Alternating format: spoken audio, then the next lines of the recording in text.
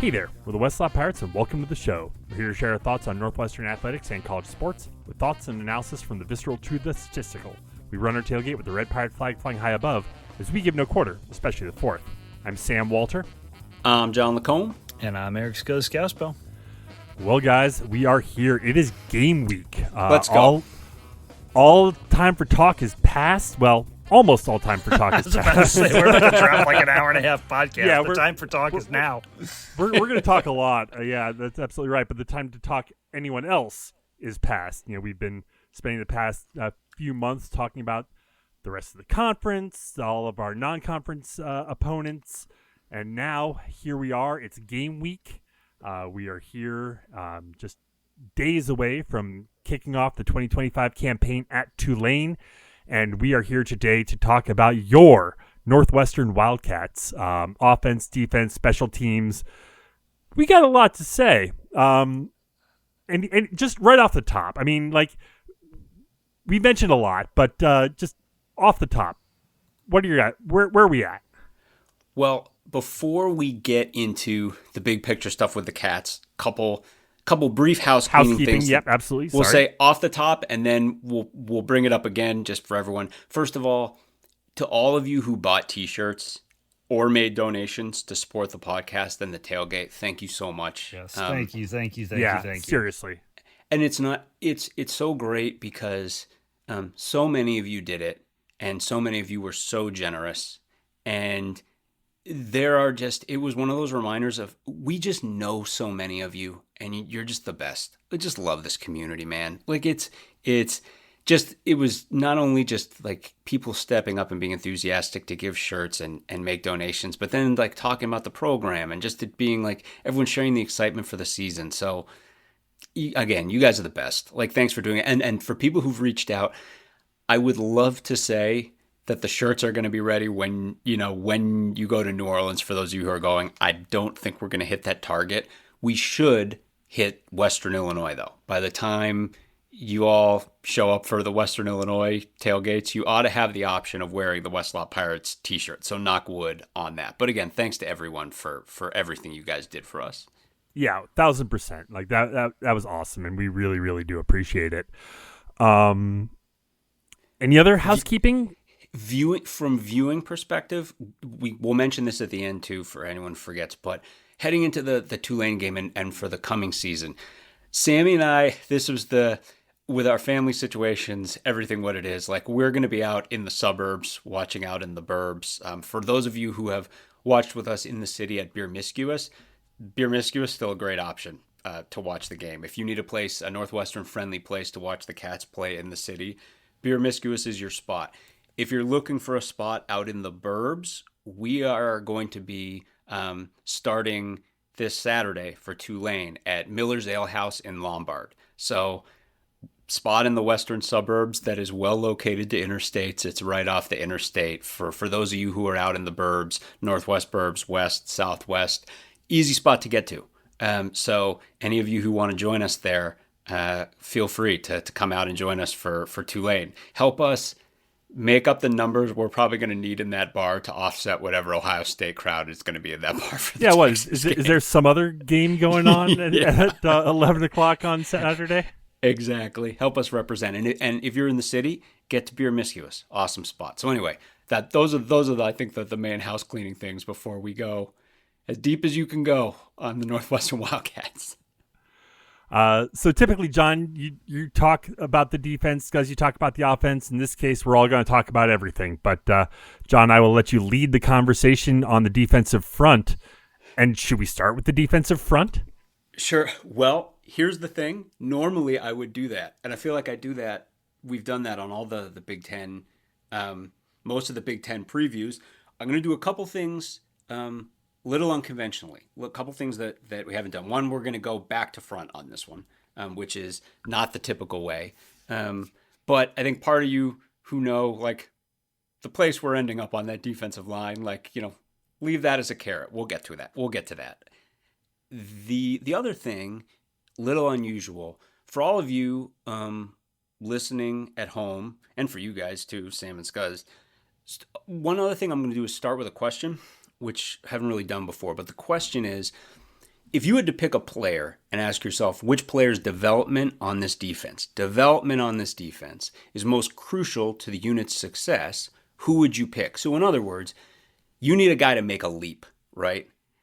Which player's leap would be most helpful and why? No wrong answers here. Like, I'm not looking for any particular answer. You can think of someone. Again, I would say, based on the fact we're talking about development and a leap, I'm not talking about star players here. Like, it's like the layup is like an Anto Saka in a situation, but I'm not really talking about a guy like that. I'm not talking about your lead pipe lock, future potential NFL first round draft pick. You need a guy to make a leap, and that leap is going to be essential to this football team. Who are we talking about? So with that said, keep that question in mind. We'll dive in. Secondary first.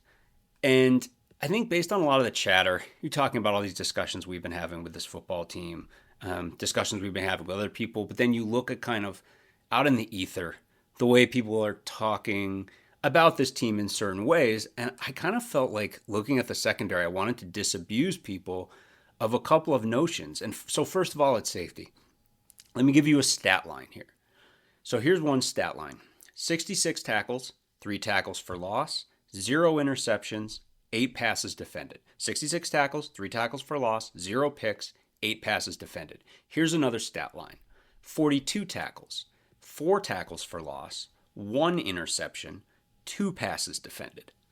The first stat line is Dylan Tatum's career stats.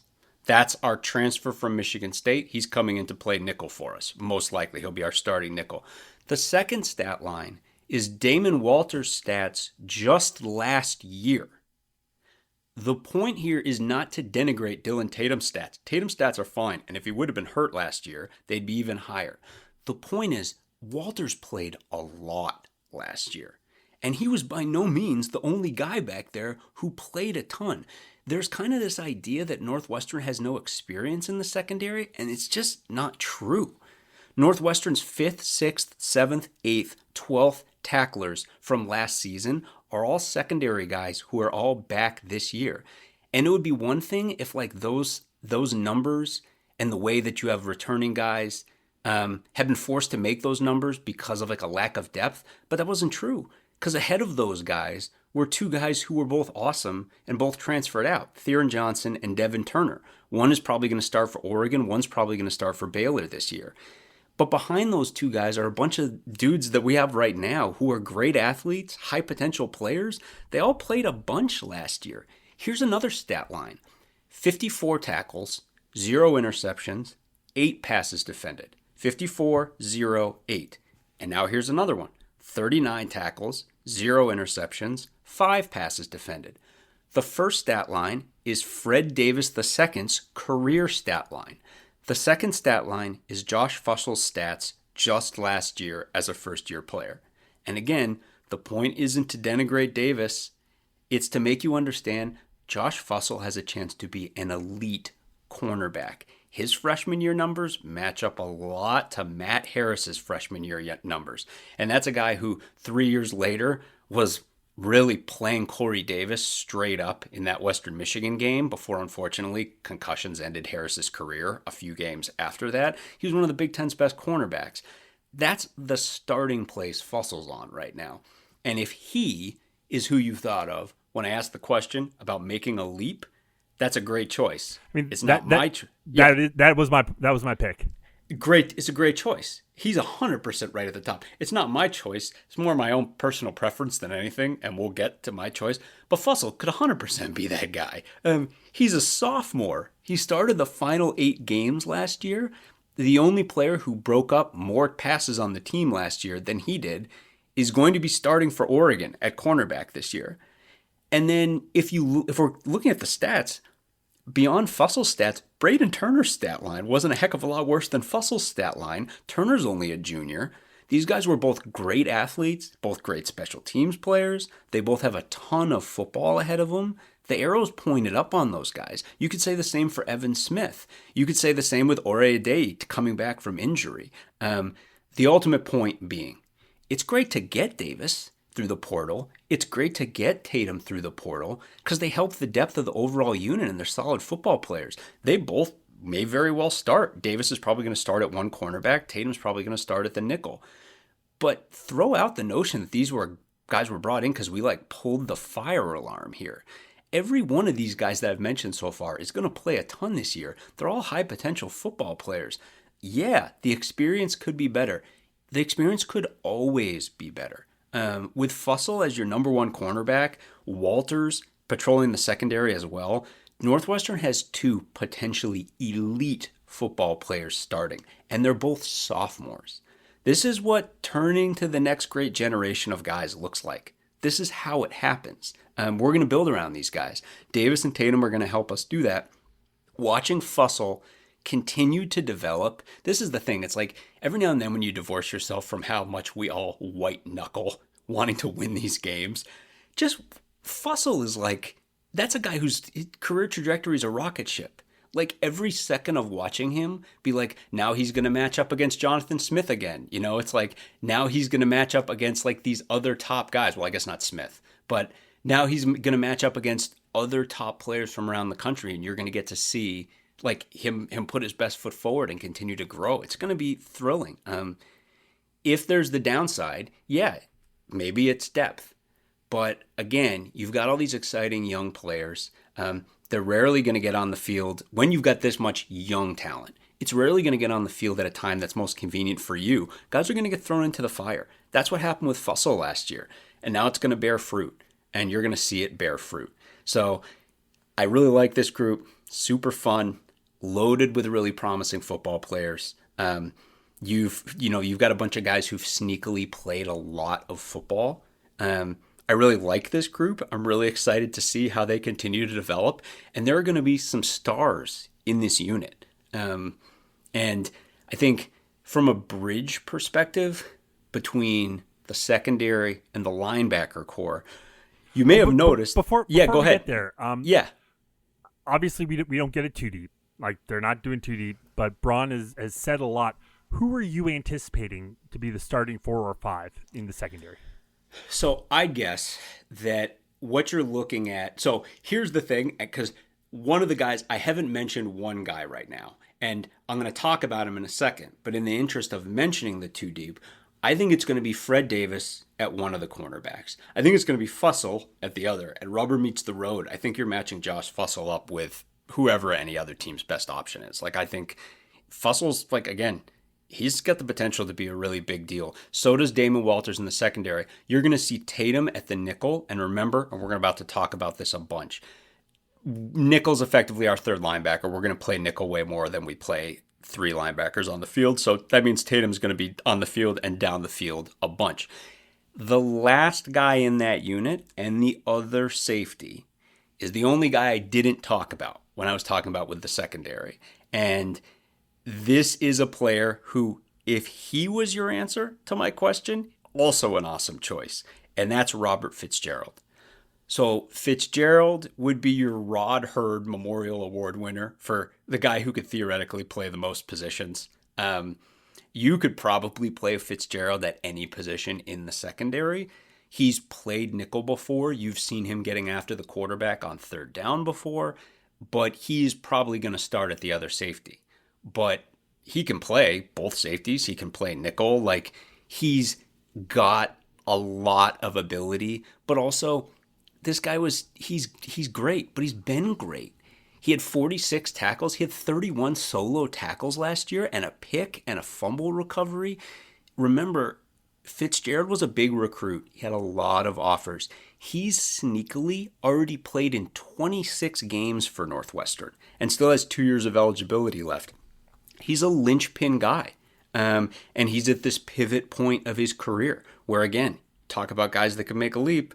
This is a guy that could make a leap. Positional flexibility with him because he can cover in the deep third. He can get after the quarterback off the edge.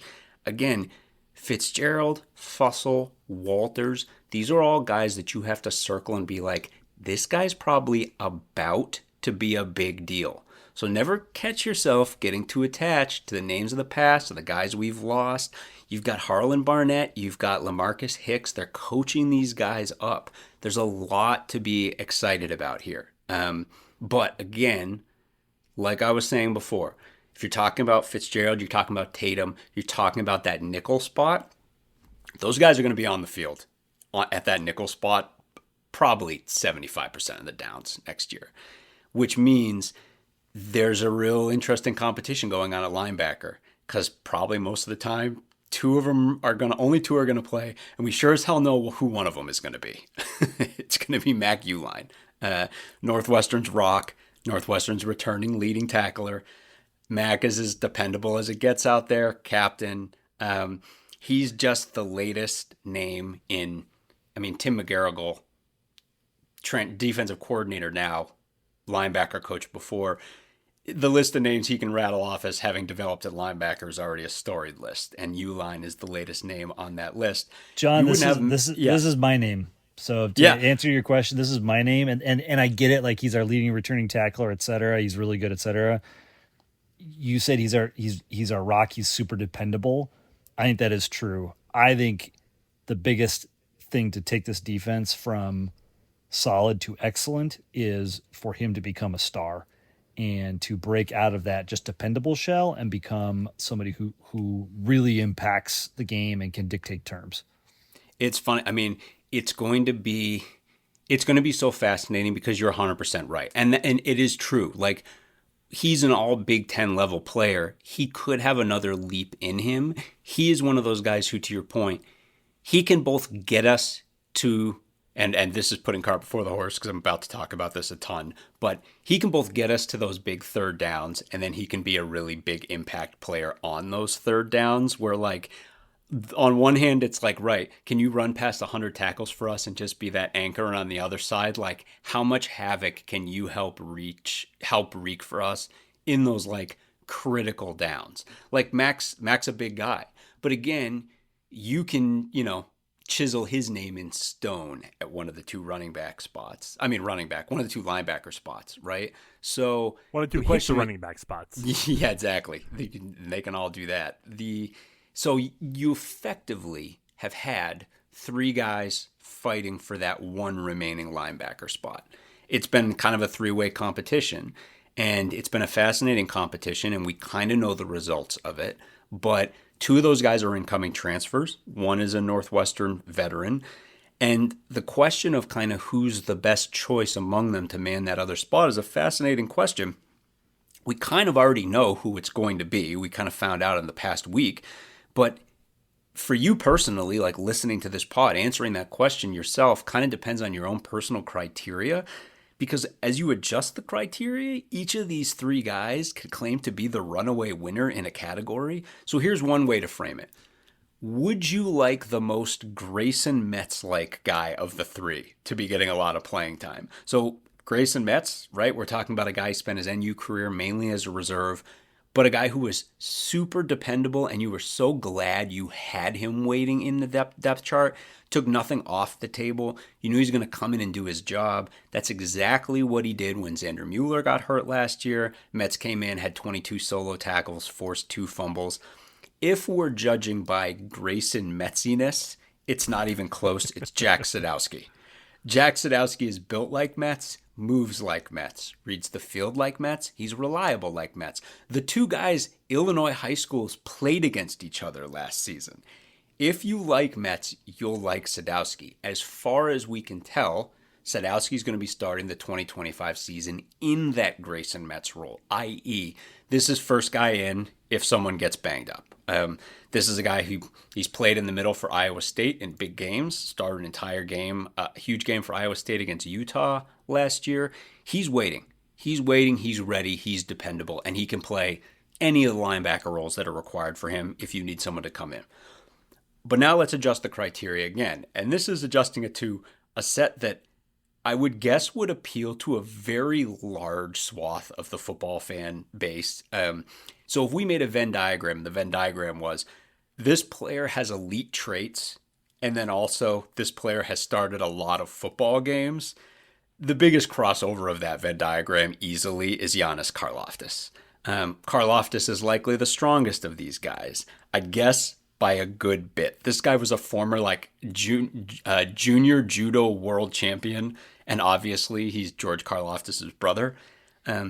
He might be the most violent of these guys in terms of hitting. He has 12 career starts, well over 100 career tackles. He's the guy where you can most easily point to situations where you know he'll play. If we have 3 linebackers on the field, Karlaftis is going to be one of the 3. If it's a goal line situation, Karlaftis is going to be out there. If we're playing a team that we know wants to run between the tackles a ton out of heavy sets, Karlaftis is going to be out there. This guy gets in the running lane and you're not moving him out of the running lane. He's a rock. He's just a super strong dude. He's also very, very much not fleet of foot at all. You think Bryce Gallagher speed here, okay? Which left Tim McGarrigle with a really interesting conundrum. And it appears that McGarrigle has chosen to go with door number 3 here with our full-time starter. Which brings me to the third criteria, and as we did on Twitter, I will quote Eleanor Roosevelt here. Do you want speed? Hot, nasty, badass speed. Because door number 3 is, without a doubt, way faster than the other 2 guys. That's who our starting number 2 linebacker is going to be versus Tulane, and that's Braden Bruss. And if you had heat-seeking missile. Heat-seeking missile, indeed. Lightning McQueen, if you will. Yeah, exactly. If you had him as your answer to the question, that's another awesome choice. Again, not my choice, but another awesome choice. And it's funny because Scuzz went with linebacker number 1. You could easily go with linebacker number 2 here because we don't know what Bruss's ceiling is. All we know is, like, to quote Scuzz, heat-seeking missile. He's crazy fast. He's crazy athletic. He loves to hit. He already lives forever in Northwestern special teams lore as one of the best to ever do it. If we're talking about sideline to sideline pursuit here, it's Bruss by a mile. He also does not have nearly the starting experience of the other guys. He had 12 total tackles last year. But he might be the best of the bunch. And he has low reps only because he's been behind Bryce Gallagher, Xander Mueller, Mac Uline, Grayson Metz for his career. So ultimately, you're going to see all 3 of these guys play a bunch. They all have legitimate strengths. Sadowski is reliable. Karlaftis is this impact physical force. Bruss is the ultimate wild card. All of them are super useful football players. I'll say this, though. When Braden Bruss is out there, heat-seeking missile indeed, when he's out there next to Mac Uline, and we know our opponent is about to pass, that, as I'm about to talk about, is the best possible place for our defense to be. And that takes me, finally, to the position group that just about everyone agrees is the strength of this defense, and that's the defensive line. Let me stop here. Are you guys familiar with what a computer adaptive test is? Do you know what that is? I think so. A computer adaptive test is a test that adjusts to harder or easier questions depending on how well you're doing on the test. If you keep answering questions right, it adjusts to give you harder questions. FYI, for any of you who, like us, last applied to college many, many years ago, you can measure the time in decades. This is what the SAT is like now. It's the SAT's on a computer, and depending on how well you do on the first module of the test, you can get a harder second module. The reason I bring all this up is I'm treating the defensive line as if this was a computer adaptive test. They're the best thing this football team has. They get the hardest module. We're going to ask the tough questions with this unit. And to do that, I want to look at 2 guys who are not on this unit right now, but who were on this unit last year. So these 2 guys, despite each playing in all 12 football games, combined, had 34 tackles, 3 tackles for loss, and half a sack. That was it, combined for these 2 guys in 12 football games, and they played in all of them. And yet, each of them was an integral football player whose loss on this unit will be felt. The first of these guys is Sean McLaughlin. If you go back and watch tape of 2024 Northwestern football, and you pay attention, you're going to notice after a while that Sean McLaughlin is on the field all the time. If it was first or second down and our number 1 unit wasn't gassed, then Sean was out there. And to ask why is to ask the hard question. And this is that second module, adaptive test, hard questions that I'm talking about here. You got to ask them of this defensive line. If the defensive tackles were as good as they looked, then why did this line get carved up against the run a bunch of times, especially down the stretch? Well, Not having Carmine Bastone for a ton of the season and then having him work back from injury down the stretch certainly didn't help. But between Najee Story, Reggie Pearson, Brendan Flakes, Bastone, Dylan Roberts, Tyler Gant, Northwestern had no problem rotating fresh quality tackles onto the football team. What this team had last year was a defensive end problem. And I want to jam on the brakes as I say this and say out loud the same thing you should all be screaming right now as you're listening to this. The thing we agree with, the most confounding thing about this whole defense. Defensive end's the best position on this football team. It's the single largest collection of game-breaking football players that Northwestern football has. There is a potential first-round NFL draft pick in this unit. There are quite possibly multiple, as many as maybe 3, maybe more, NFL draft picks in this unit. And yet, circle back to Sean McLaughlin.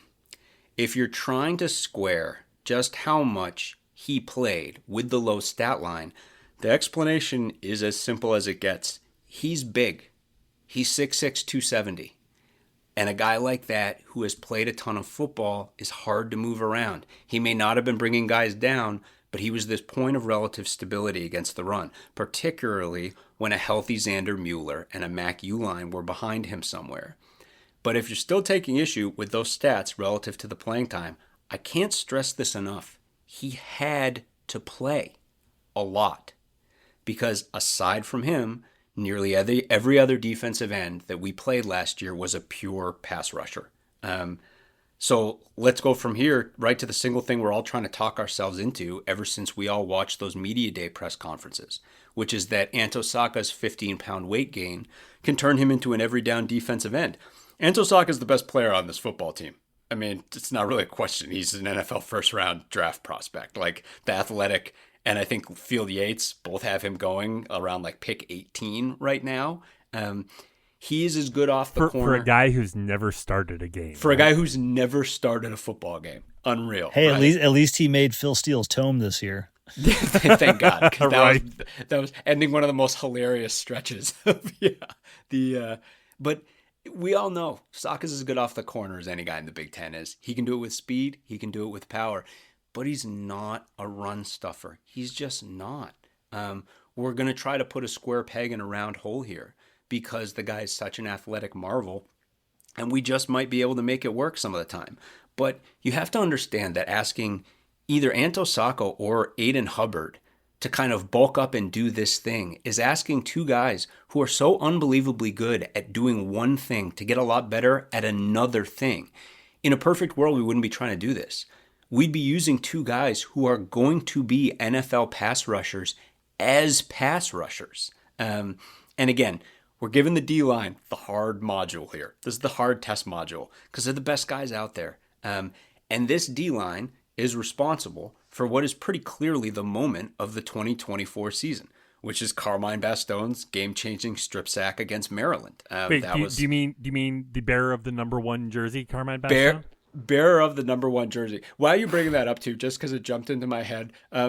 We watched Joe Spivak, a.k.a. Tank Ledger of the unstoppable Hank and Tank tag team duo. Your NXT champion, Hank and Tank. NXT tag team champions.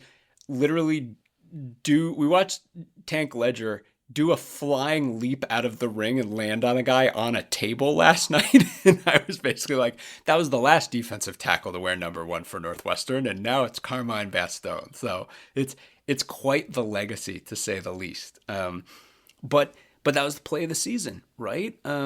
He swam his man, went right up the middle, blew up Billy Edwards, fumble, recover, touchdown. But our defense finished 10th in the Big Ten in sacks, despite the presence of a bunch of QB wrecking defensive ends, because that strip sack was also one of the only times all season when a heavy Northwestern D-line got to the quarterback. And by heavy, I mean a unit with, at most, one of our pass-first defensive ends on the field. So again, this is the hard questions, the hard grading. I'll tell you right now what every good offense we play is going to try to do to this defensive line. It's exactly what Michigan and Illinois did to us to close the season.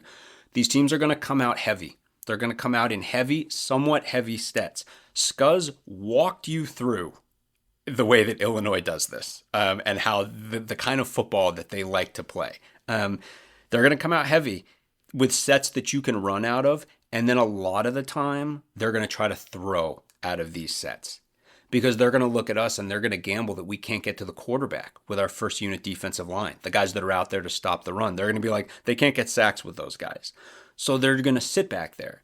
And they're going to be like, eventually, someone's going to come open downfield. Having a veteran quarterback, Luke Altmaier, and this is on the backs of our big Luke Altmaier feisty discussion of the Illinois pod. But I mean, it's like Scuzz, everything Scuzz says is totally true. But I mean, like within the style they want to play, he's the preeminent example of this. Like they've got a guy that out of run sets, they can try to park him back there and just let him try to wait for someone to come open if we're not going to get to the quarterback. Guys like that. And more brutally, try to bludgeon us and set up play action to especially stress a linebacker like Bruss or some of the new guys in the secondary. I mean, that's where the rubber is going to meet the road in my estimation this year. And that's the thing, right? Is like they're going to try to do that with the run. They count on him being able to do enough when they want to throw out of it, right? Play action, etc. It's the pure distilled version. You all saw it to end the season. It's the pure distilled version of the problem our defensive line needs to solve. And last year, when the line couldn't solve the problem, especially, and I know Scuzz is going to talk about this in a little while, especially when our offense left our D on the field for way too long, then our opponents had us.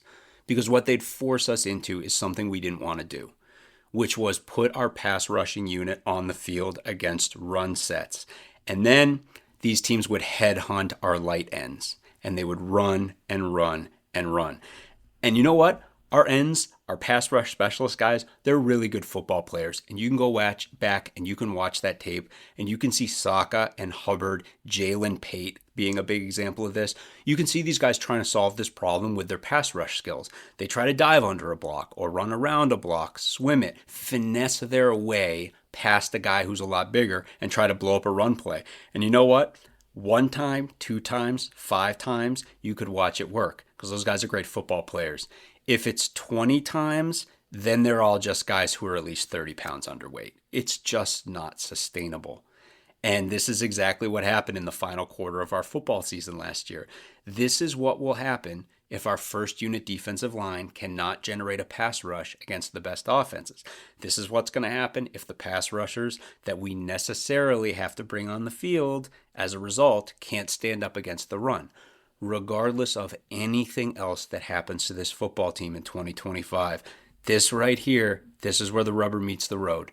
Keep in mind, this team leaned on Sean McLaughlin heavily last year, precisely because his size made him essential.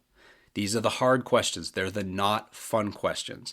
And a special season depends on finding the right answers to these questions. And hearing that Saka, Hubbard, the other defensive ends, including Richie Haggerty, who's back from injury, a big help here.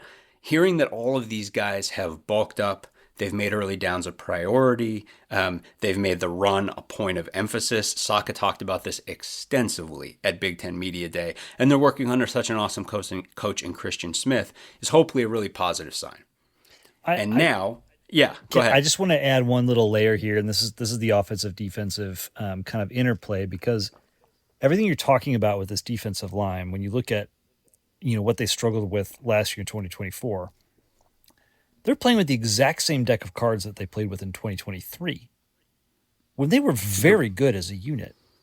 Mm-hmm. But the key discovery in 23 was Braun was rotating these guys like gangbusters. I mean, like I distinctly remember your defensive preview going into that year, John, and you were basically saying, like, we have no beef on this line. We basically need Tyler Gant to hit. We need, I'm blanking on the other defensive tackle's name, to hit. Dylan Roberts, yeah, because if they don't, we're in deep trouble. And then 2 years later, those guys still don't have it. But yeah, so those guys didn't play, but everyone else did. Braun and his staff were so effective at rotating this pack of, I think we called them Gators on the line, that we were able, especially late in games, we were able to outmuscle the other team. That strategy does not work when your offense cannot generate points and cannot stay on the field. That strategy was impossible to execute for the defensive line last year. So that's an interesting upside if we can see a bit more stability, a bit more foundation, a bit more scoring from the offense in 2024. That is going to pay direct dividends to everything John just talked about with this defensive line. For sure. And again, like the rotation, like we haven't mentioned guys like Migo Jackson, Brendan Flakes, who we'll talk about a little bit later. Like these are tackles like, and then of course, Story and Baston starting at defensive tackle. Like there are a lot of pieces here. And again, like if it sounded like I was doing some real doom and gloom here, again, that's because of what this defensive line is. They know how much of a linchpin of this football team there are. But now, having given you that doom and gloom and having to been like these hard questions, and like I said, like they know, like they're working on it, and everything Scuzz said about hopefully getting that help from the offensive side of the ball. Now, I need to remind you why they're asking the hard module questions, why they get the hard module in the first place. I need to remind you all unequivocally of just how friggin' special what we have here is.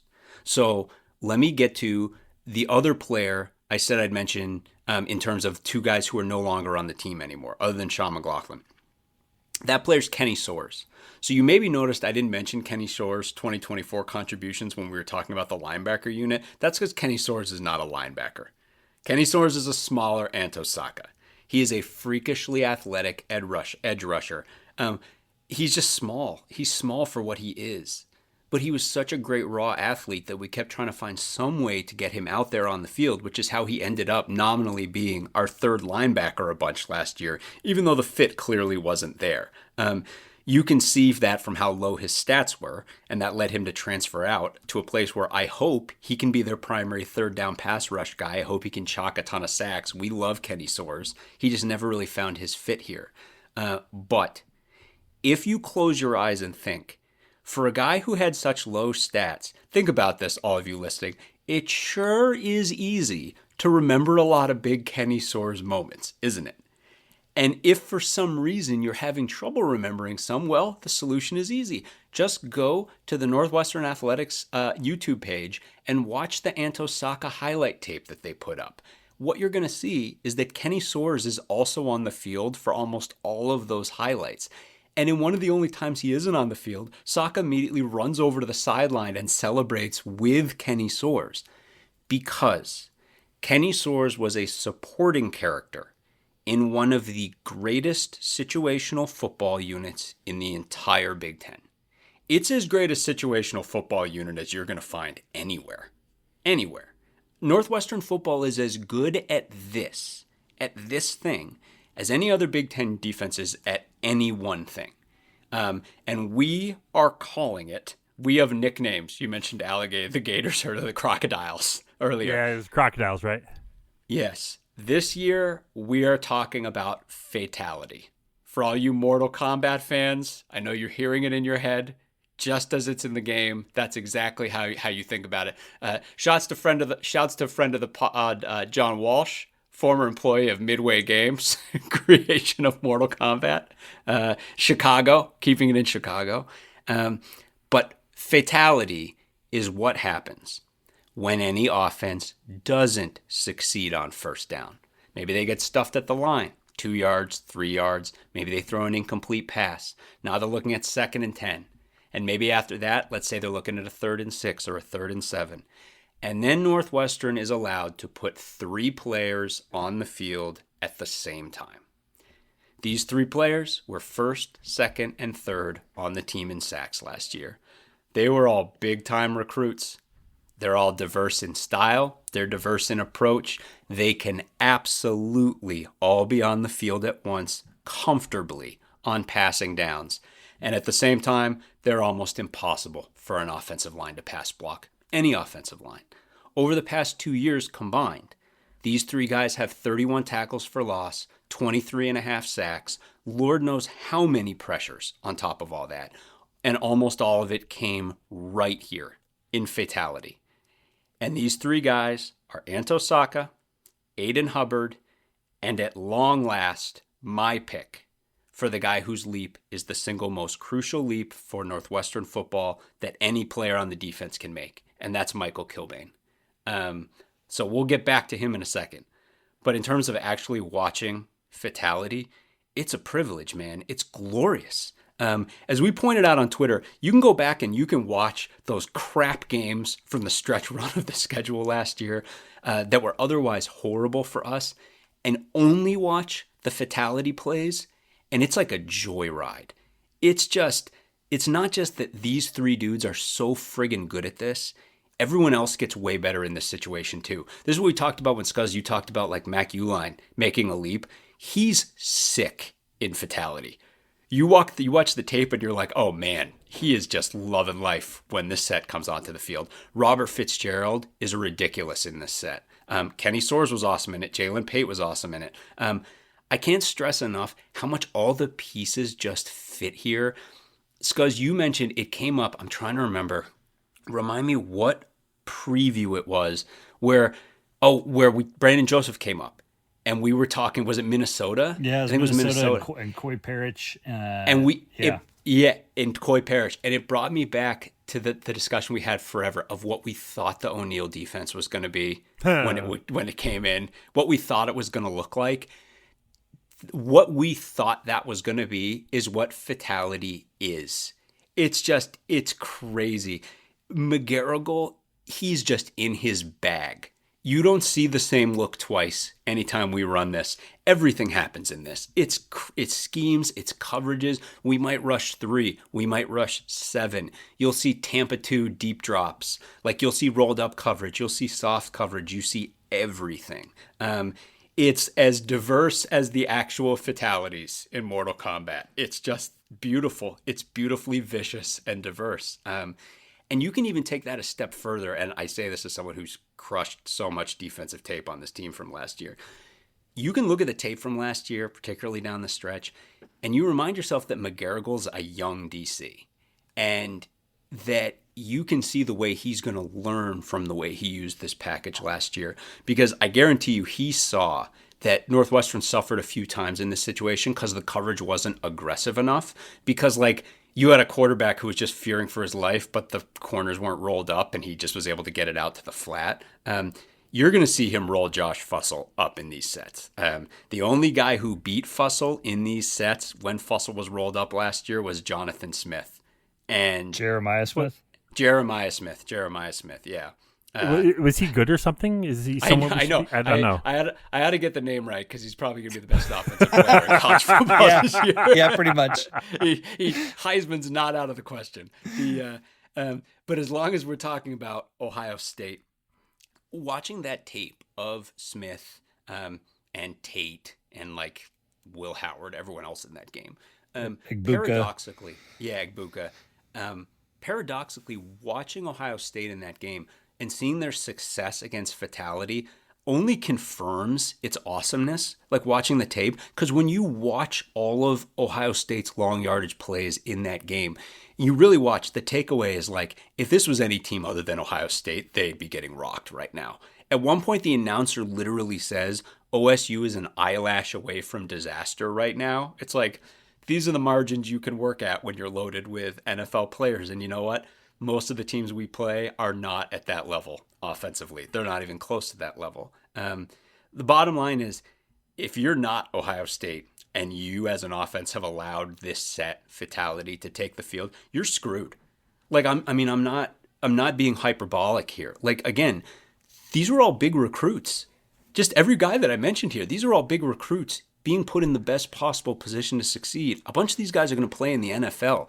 You're effectively playing Penn State or Oregon or Georgia in this situation. And that's how elite this unit is. So again, this huge question, how do we make it work? How do we leverage this titanic weapon?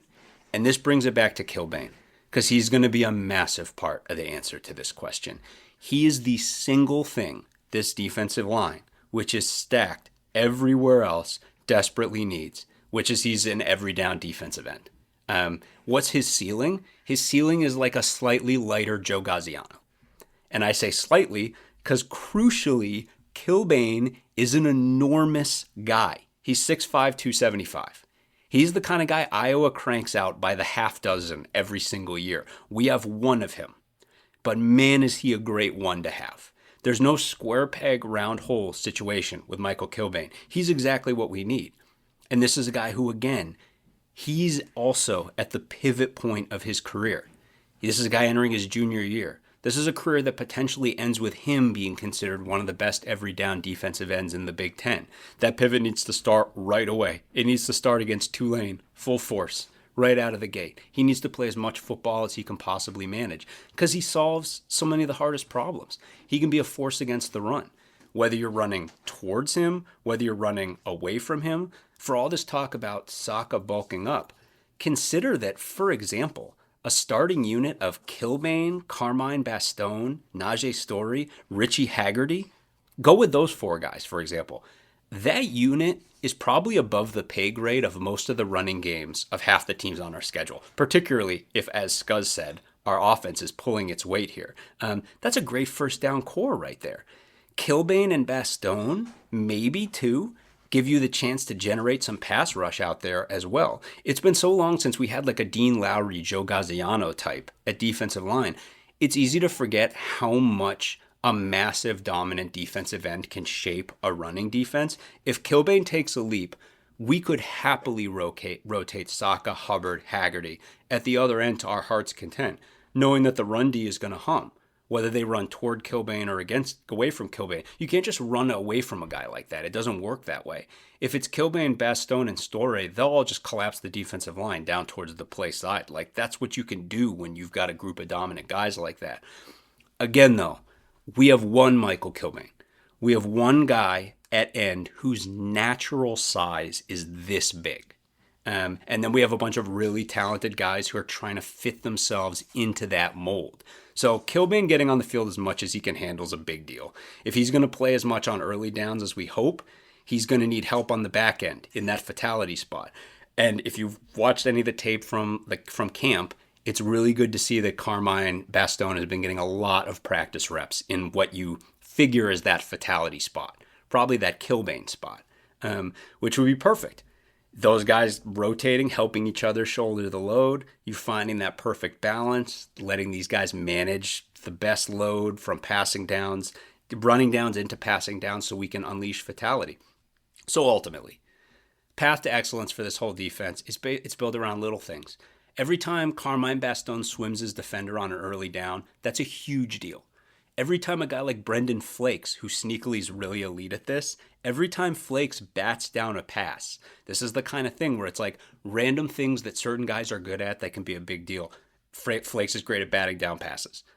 Anytime he bats one down, that's a huge deal. Every time our ends stand strong against the best rushing attacks, turn a 1st and 10 into like a 2nd and 8, 2nd and 7, that's huge.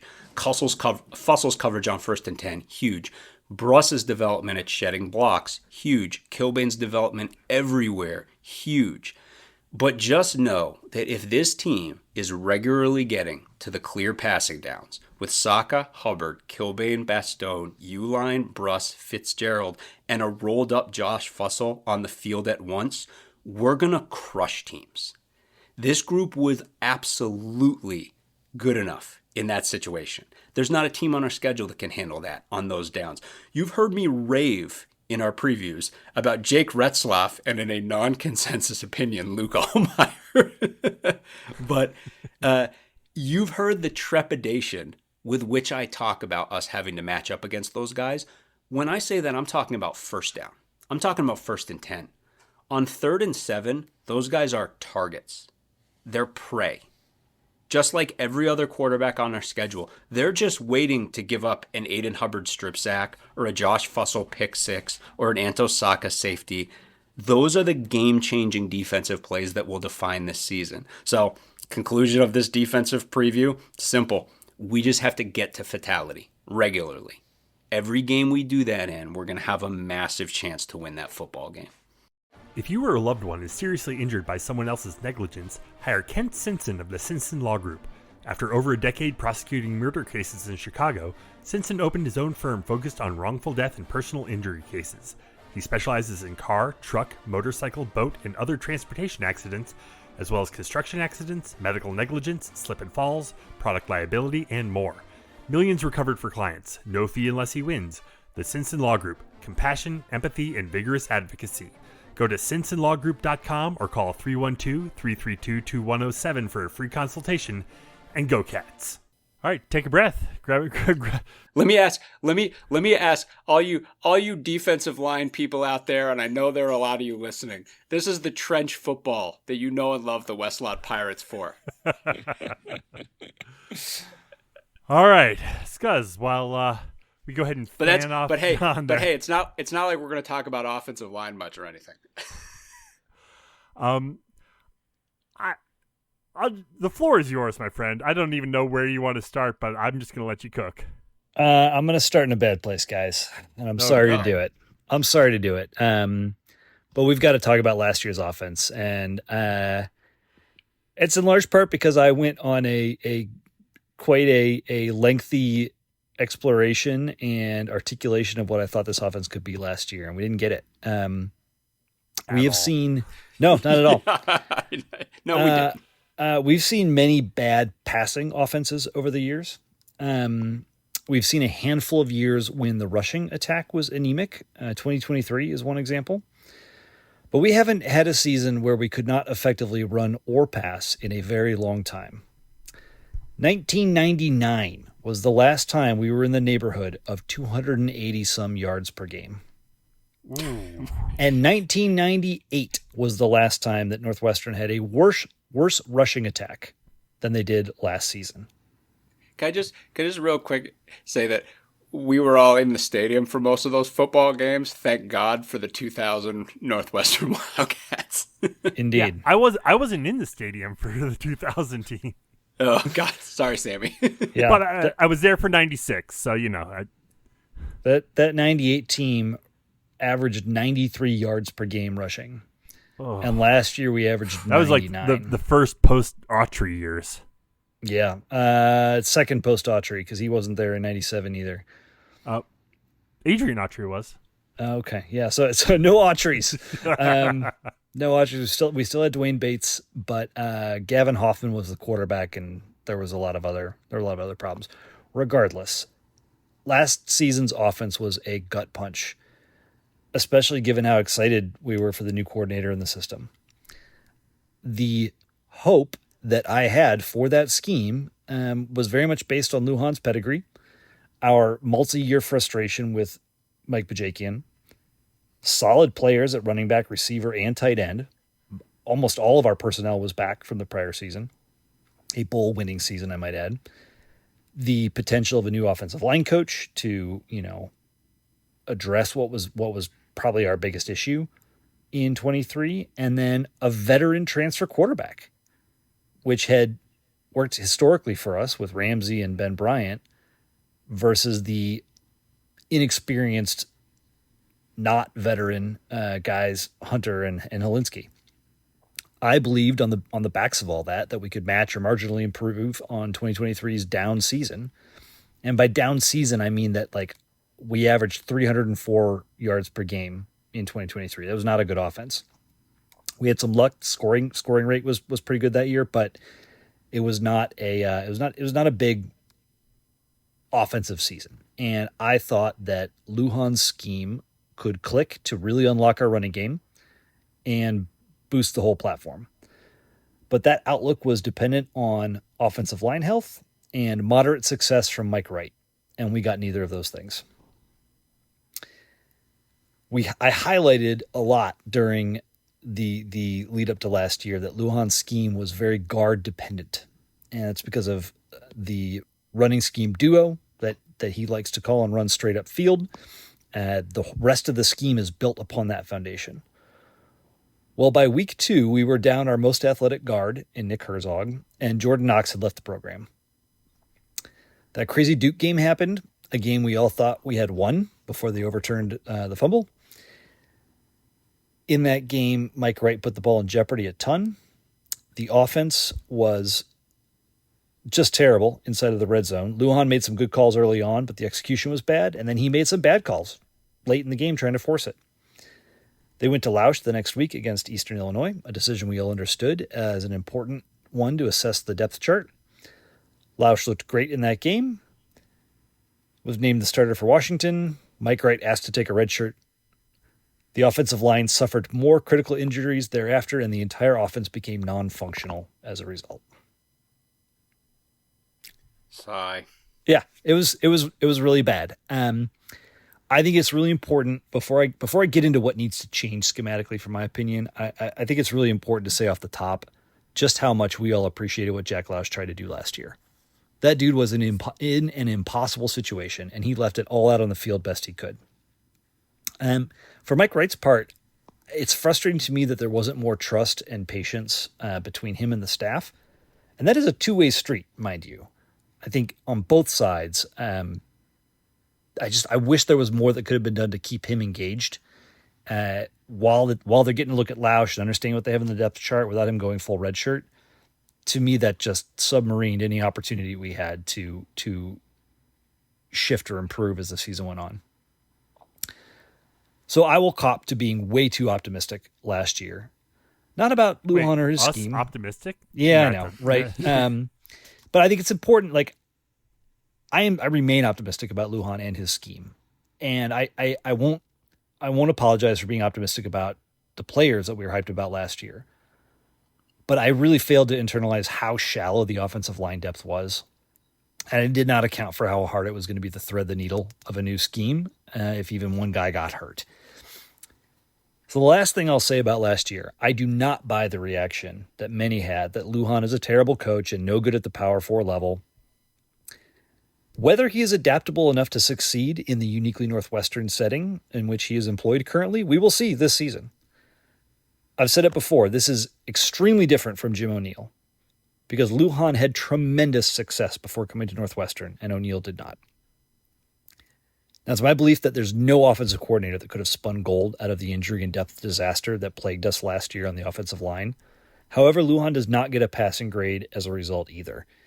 His in-game adjustments, like think Duke, and then game-to-game, were not effective. The end zone issues plagued us all season. It was very, very up and down. To me, the high watermark was Indiana. We strategized extremely effectively and then executed very well in that game and gave them a run. And just a couple weeks later, when we played Wisconsin, that was the absolute low. A example of terrible unwillingness to adjust or change that resulted in an ugly loss from what was, frankly, a winnable game. We just did very dumb, stubborn, boneheaded things with our offensive strategy in that game. I also feel, I kind of alluded to this before, but I feel like there was something lost in translation between Lujan and Wright. By all accounts, this does not appear to be an issue as we head into 2025, but I'm going to be really closely observing Lujan's relationship with his players and his ability to adjust in game and game to game this season. I think that's critical for the success of his program going forward. And if it doesn't work this season, then maybe I'll be joining the group shouting that he can't handle it at this level. But I think there's a place for Lujan. I think he brings a ton of creativity. I think last year was, again, an impossible situation. That doesn't mean that there aren't things that I think his scheme needs to adjust. He needs to figure out how to use Northwestern's running back room more effectively. These are not the rolling boulders of running backs he had at SDSU. Another oversight I had coming into last season. Now, Cam Porter is cut from that cloth, but he can't be carrying the ball 20 times per game. So we've got to figure out how to use this diverse set of skills we have at the running back position, whether it's Hyman speed or Komalafe, who's a very balanced runner, but does not have the power of Cam nor the speed of Hyman. We've got to figure out how to make that more effective. Now, it's very possible that just the threat of a QB like Preston Stone gives Lujan a lot more to work with, by way of stressing linebackers and safeties to hold running lanes open. Last year, backers could just flood the box and dare Northwestern to throw. Completely disrupted duo. That's a scheme that relies on the primary gap at the line of scrimmage as opposed to like downfield blockers. Jack Lausch wasn't comfortable reading and throwing across the middle. His comfort zone was curls to the outside and heaving it deep. And when your interior line is suffering and on their back foot because the defense is just attacking the box, dropping back to heave it deep is a very risky proposition. This was compounded by Jack also not being super comfortable running the ball. And so the whole offense became reliant on either Cam breaking a tackle, Hyman breaking contain, or Jack scrambling long enough to connect deep. And that's just a non-functioning offense. The good news is we get to turn the page, and it's a pretty big reset in 2025. Importantly, not as big as the likes of Purdue or UCLA. To my eye, this is not a wholesale changeover of the entire roster and personnel. Honestly, the main theme is building depth. Offensive line depth. Wide receiver, to me, it looks deeper. It's a lower ceiling for sure. And then, of course, the quarterback room should be much improved.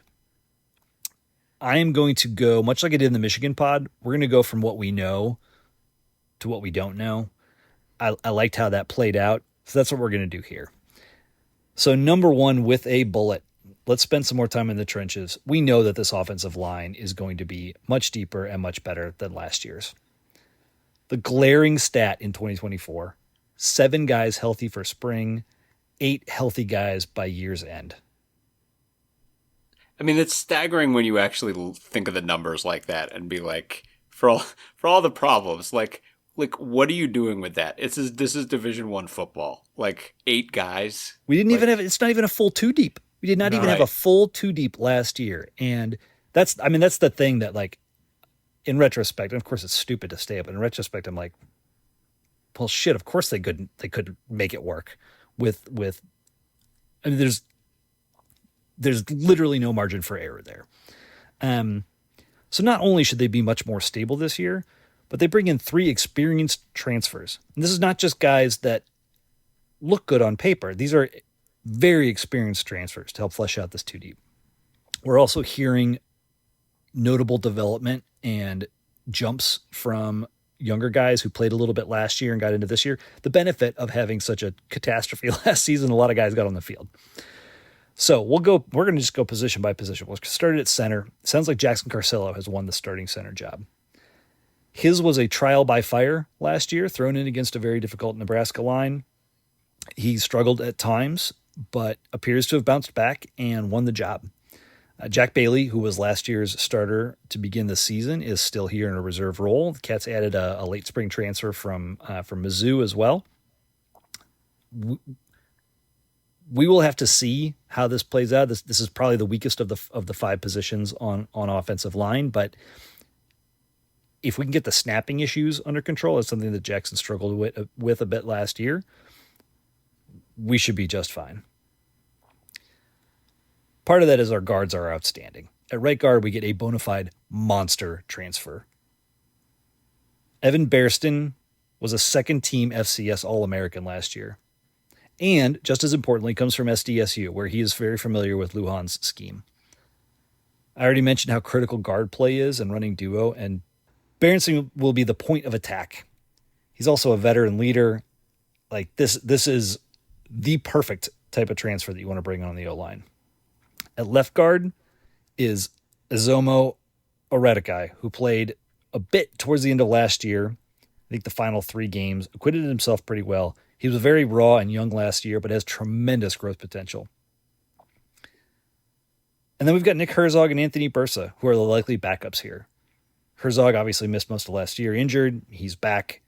And Bursa is somebody that we have heard has just made a giant developmental leap this past offseason and into camp. So let me just stop here. Last year, after 1 guard went down with injury, we played out the year either with a transfer who had never played at his prior school or a true freshman at the position. The leveling up in depth here is huge. And you have to think that this has been strongly influenced by Jacob Schmidt and True NU. Pour one out for those guys. But point being, we have so much more depth here on the offensive line. Let's go to tackle. Right tackle is the least established of the 5 positions. Braun said today that this job is between Martez Lewis, the senior transfer from Minnesota, and Deuce McGuire, who has also made a quantum leap in development by all accounts. Like, this is the guy that everyone has been talking about at camp. Lewis started 16 games and played in 40 with the Gophers. Deuce has played in 12 previously with the Cats. This is a lot more experience, again, than we'd had previously. Left tackle is locked up by Caleb Tiernan. a legit tackle NFL prospect. He's our best returning offensive player. It sounds like gargantuan transfer Xavier Gray, who started 15 games for Akron and then 25 for Liberty, is in the mix to back up both left and right tackle. There's also a Texas Tech transfer who I don't think we'll see the field much. And we've got a really promising freshman recruit in Michael O'Connell. So tackle might not be quite as deep as we are at guard, but this is a bananas level of depth and experience compared not just to 2024, but several years of offensive line.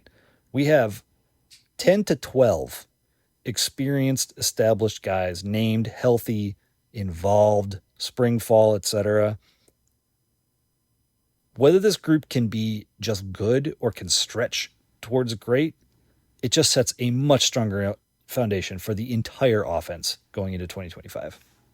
I mean, I always say, you got to start with the line. You got to that's where everything bases off the line. I just think like Gray, it very much sounds, and we don't know this for 100% sure, but I don't think either Xavier Gray or Nick Herzog is going to start this season for this football team. Herzog looked great in the Miami of Ohio game last season. And Scuzz said, looked like be one of our most athletic offensive linemen. And Gray was an all-conference level football player coming in from Liberty. That's our depth now. It's apples and just grapefruits, whatever it was. It's this unit. See the forest through the trees. When you hear about these position battles Braun's talking about, Scuzz said, the depth is on a whole other level this year. We're going to need these guys. We always used to talk about iron shapes iron, right? Or iron sharpens iron, and these guys have gotten to go against each other in practice, etc. And this is, if the scheme is going to work, it starts here. So, number 2, Preston Stone is good. I'm going to reserve judgment. Big if true. Yeah. This is true. He's good. I'm going to reserve judgment on great. But thus far, Stone looks the part on the practice field, in the media spotlight, and in the purview of folks in and around the program. I would put my confidence in him somewhere in between Ramsey and Ben Bryant. We had a lot of questions about Ben Bryant coming in 23. We weren't 100% confident there. I think we all felt like Ramsey was a slam dunk. I think Stone is right in there between, but I think he's got a higher ceiling than both of them because he has a NFL passing arm. The challenge is he's not a mobile quarterback, and that has not often worked well for Northwestern. Though Ramsey's kind of a good measuring stick, in my opinion. Last year, Lausch averaged very close to what Ramsey did, 2.5 to 2.9 yards per carry. But he really struggled balancing when to throw and when to run, and it compounded our struggles to run overall. I think against teams that can really shut down our running attack this year, there's going to be huge pressure on Stone and on the tackles on the offensive line. If they can operate the pocket effectively, Stone has the arm strength and touch to absolutely slice up a defense. If we can get a more solid foundation in the running game, it opens up all of the play action, all of the deep shots, all of the stuff that John was just talking about, the likes of Illinois and Penn State and everybody else wanting to do against our defense. That's the kind of multiple look that you bring in a guy like Lujan to build. Again, the offensive line play must be better. And if it is, we have the quarterback who can absolutely deliver the goods.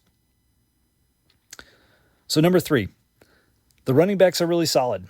Last year's numbers were deceptive. We were a horrible running team by all measures, but Cam Porter and Joe Hyman were reasonably good on the ground when they got the ball.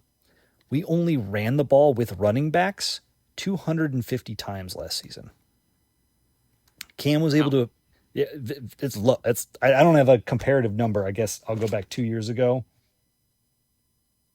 Well, I can't do the math to cut out all the other players. Regardless, that is low. There are years where Justin Jackson almost carried the ball 200 times himself. So 250 is not a lot, especially when you're rotating 3 guys. Cam was able to effectively power his way to 4 yards per carry. Joseph Hyman had a lot of 1 or 0 yard rushes, but had explosive speed and ultimately averaged 5 yards per carry. Poor Komolafe, who is balanced and talented, I mentioned him earlier, doesn't have the speed of Hyman or the power of Cam, was constantly bottled up. And, with the state of the offensive line and passing game, it just left him plowing into stacked boxes for no yards time and again. It's my opinion these guys can only improve with elevated play on the O-line and present in the presence of a more capable passing quarterback. We add Daniel Anderson, who on paper is on par with at least Cam and Joe talent-wise. So there are players here, and to me, much like I said in our Nebraska preview, this is the whole linchpin for Northwestern's offense. We must fix our running game. We cannot pass our way out of the issues that befell us last year. And it's not just because of the run dependence of the scheme and the nature of the conference.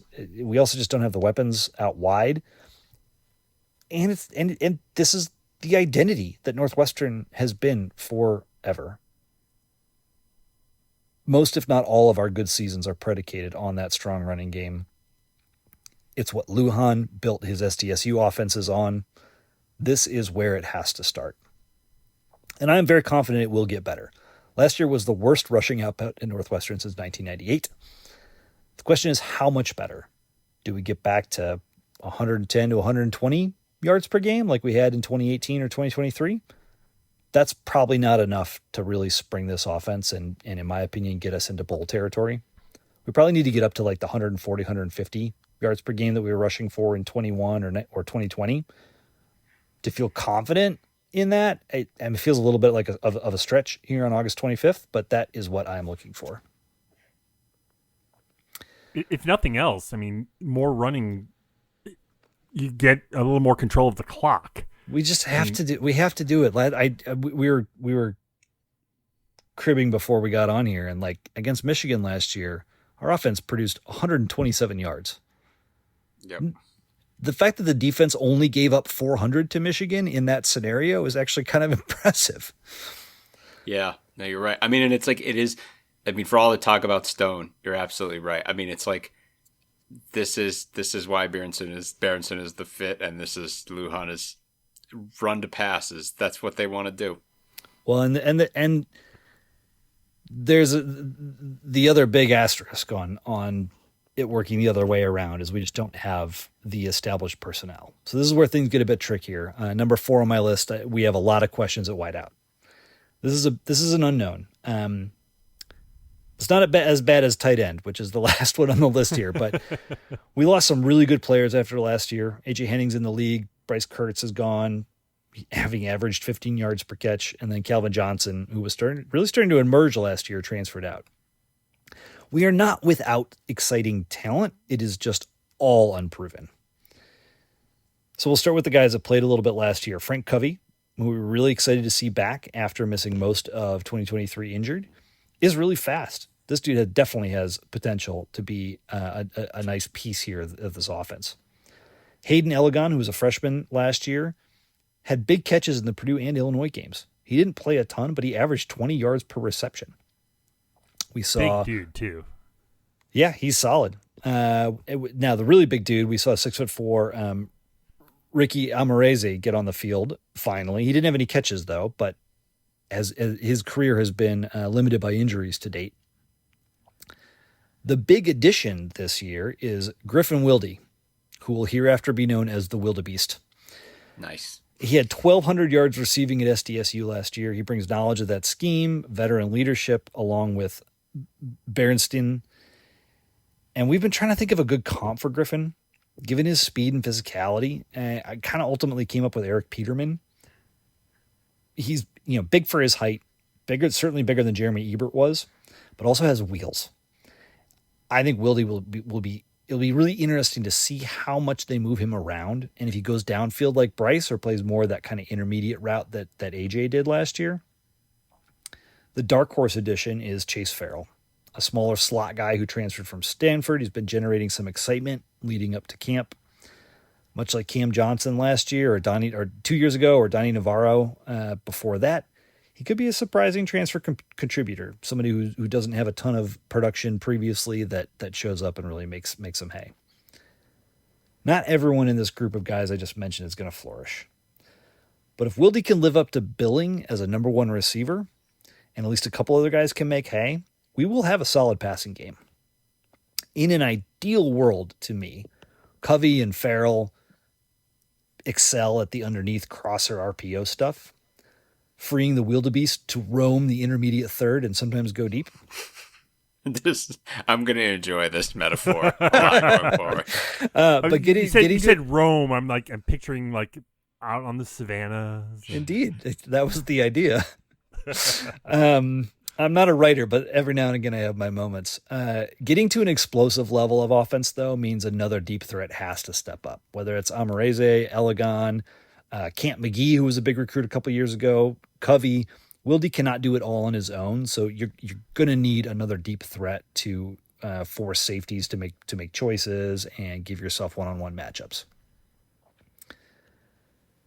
It would be great to factor some tight ends into this vision of emerging and improving passing game. But this group is our biggest question mark. For most teams, I'd fold these guys into the wide receivers, but Northwestern has played multiple tight ends so much over the years, and with Gordon and Marshall Lang both gone, there's a huge hole.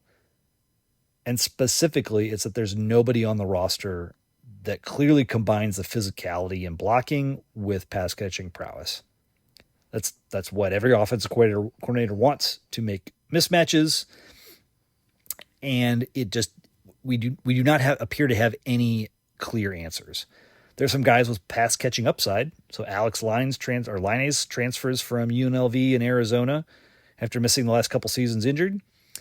There are guys like Patrick Schaller and Chris Petrucci who were, decent recruits a couple years ago and haven't played. I mean, there's been a logjam at this position, if you will, of really talented guys and guys that have hung on for extra years. There are other guys on the roster, Lawson Albrecht and Hunter Welsing, who came in the last couple seasons. A lot of bodies in this room, and how they fit in is very murky. I think it's also important to say that last year's guys never hit the heights we'd hoped. The blocking penalties were a frequent issue. There were drop passes, there were injuries.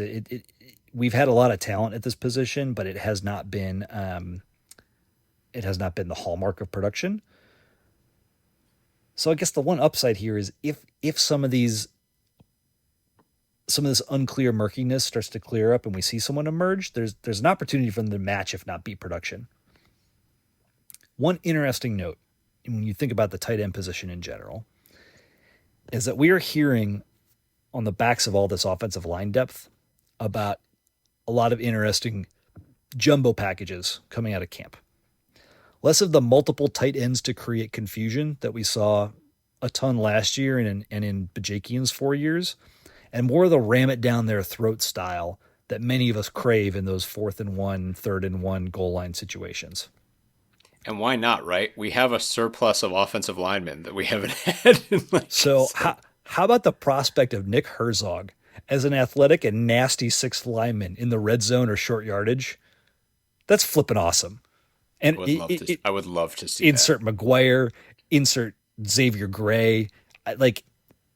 It's where I started, and it's where I'm finishing here. A deep offensive line is a gift, and it's something that we haven't had in a long, long time.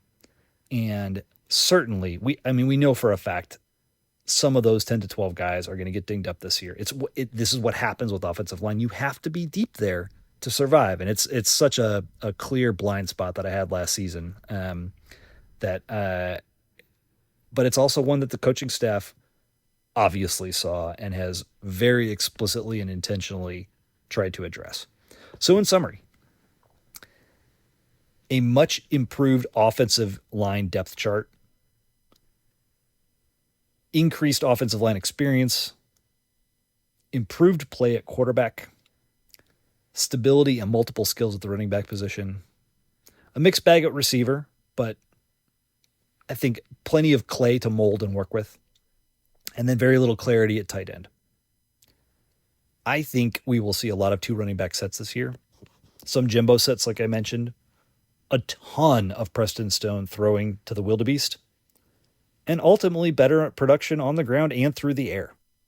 I mean, it's not hard. We're coming off of our worst offensive season in 20 plus years.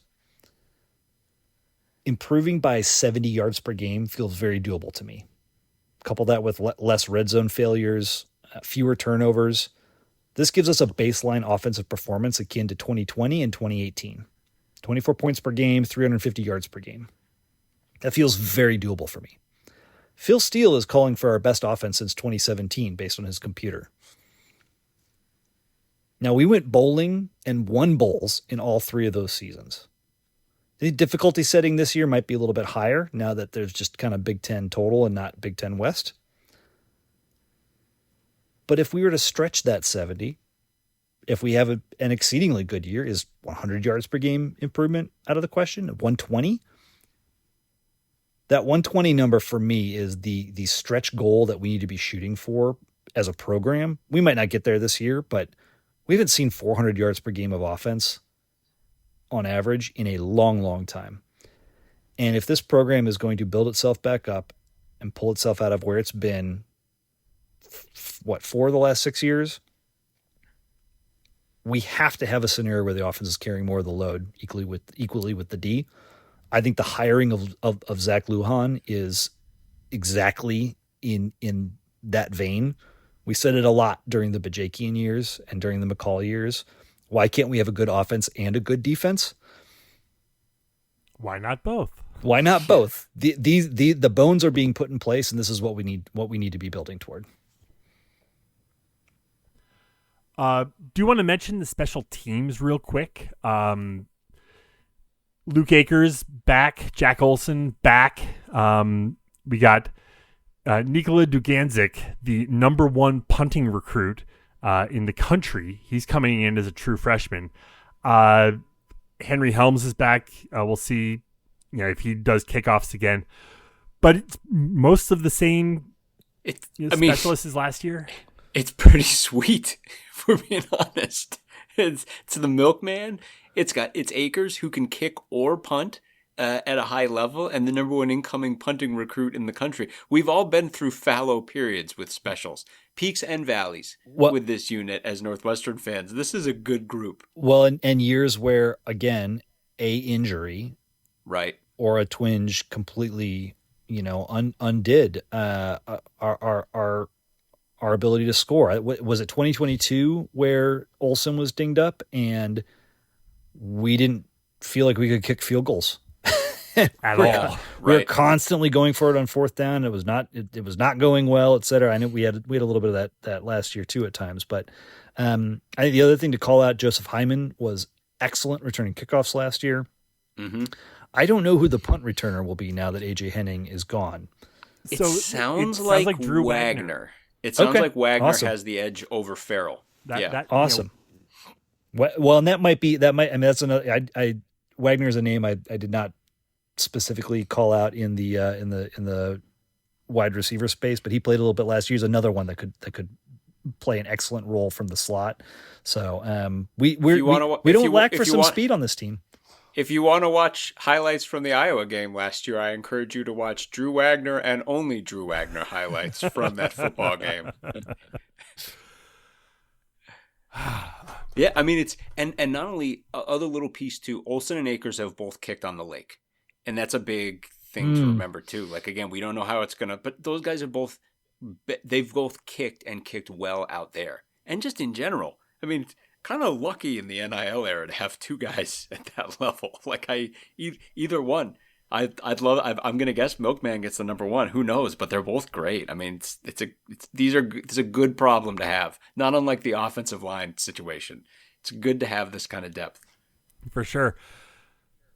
We've talked about it already. In all of our previews, we'll run through the schedule real quick. We open up the season this weekend at Tulane. Friday night the following week against Western Illinois under the lights on the lake.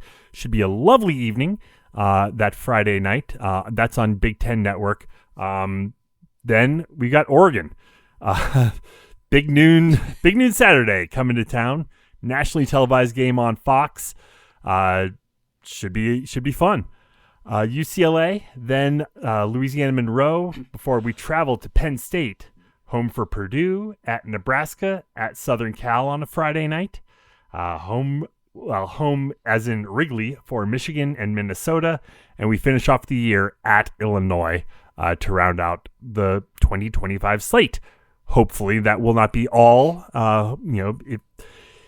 Is a bowl feasible? Yeah, I think it is. Will it be easy? No, it won't. But is it doable? Sure. I mean, I feel like throughout our previews, we've outlined plenty of situations and plenty of paths to 6. So the challenge is obviously the 6th. So, maybe we come back to Tulane because that's week 1. Yep.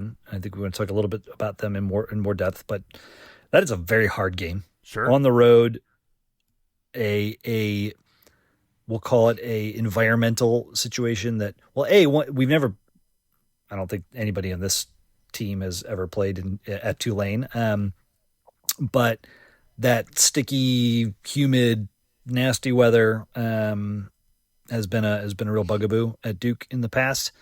This is a very difficult game to start the season with.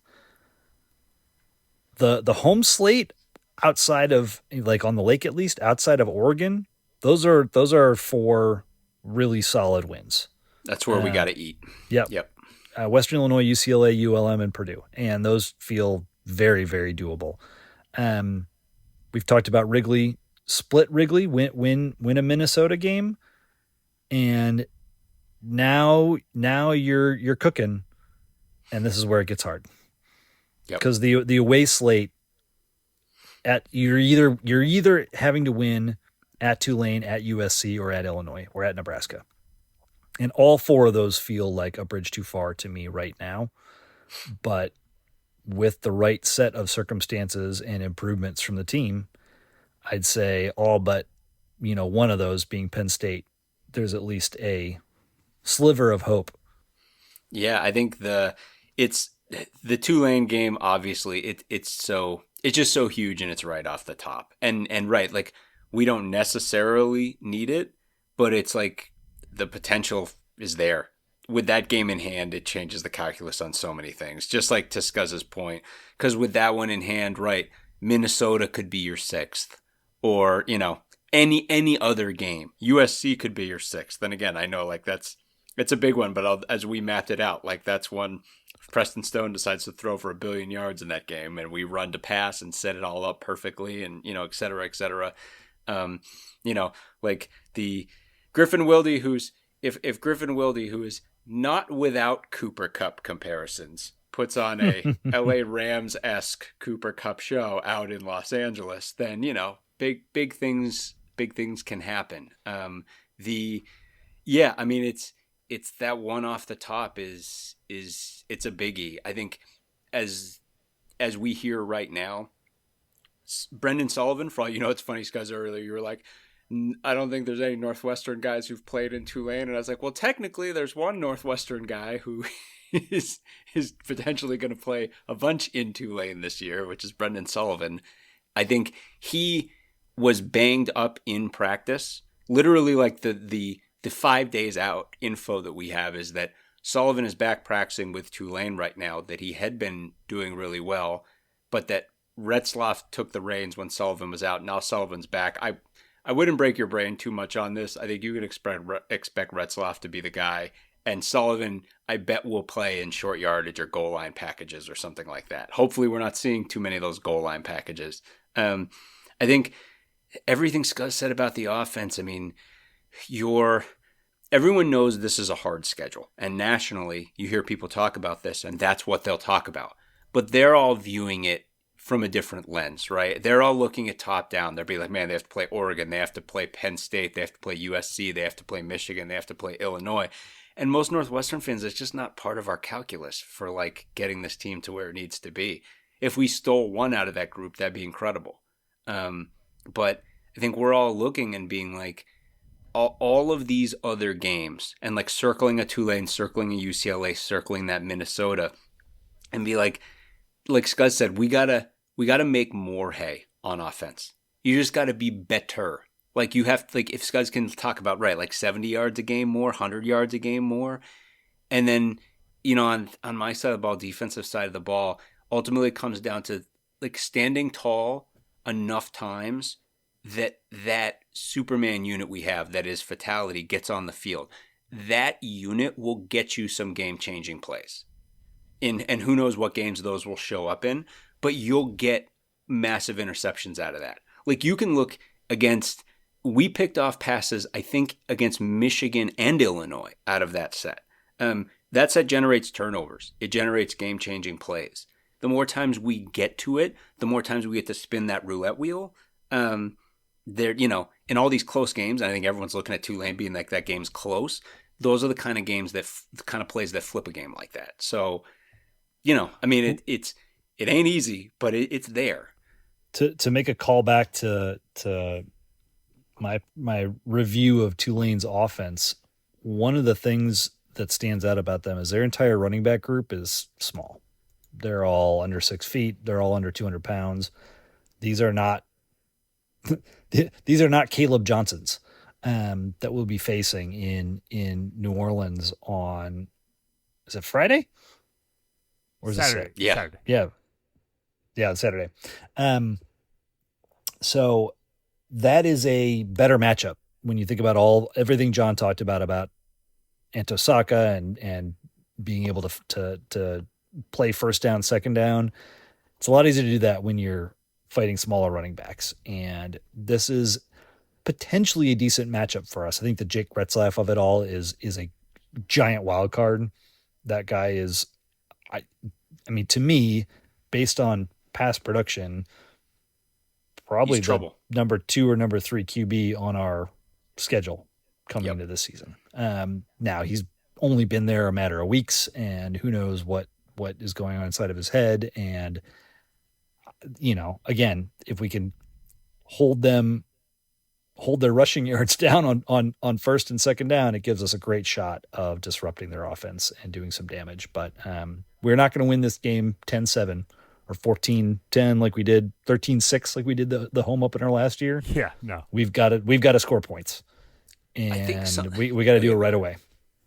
I think something to bridge to both what Scuzz was talking about and what I was talking about too, relative to this game, when Scuzz was talking about like Tulane's got smaller running backs and like their running attack and whatever. And it goes into everything from everything I was saying about the D-line and everything I'm saying about Kilbane, but also like Saka and Hubbard and those guys.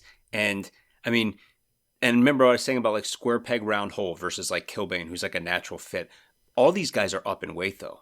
And they're all up in weight, and all of them uniformly, it's like Saga on down. It's like, yeah, our whole goal has been getting better at the run because all we think about is how the Michigan game and the Illinois game went, and that's our primary point of emphasis. And it's like, yeah, under your awesome coach, Christian Smith, who went in, I think, interviewed for that NDS or that SDSU job. Like he's like that guy's probably a future head coach somewhere, right? Right now, he's our defensive line coach.